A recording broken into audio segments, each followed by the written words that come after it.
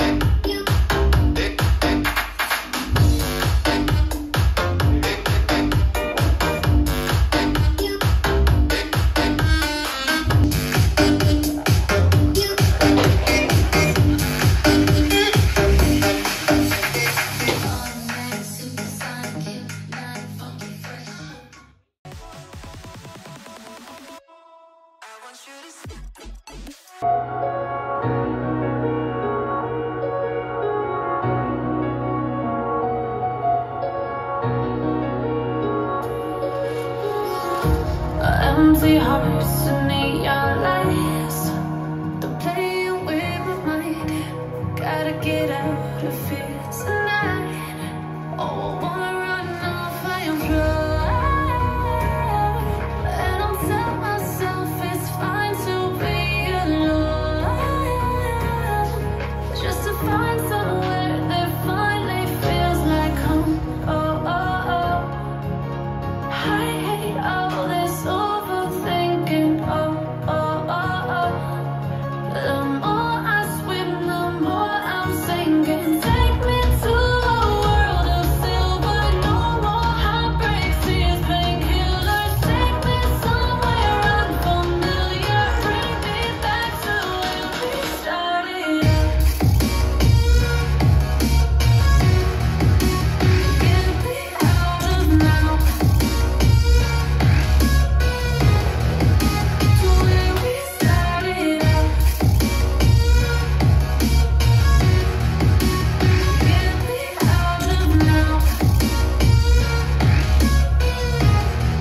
to where we started out. La la la la la, oh. Get me out of broken hearts and starting fights, turning truth to lies. Gotta get up, stop wasting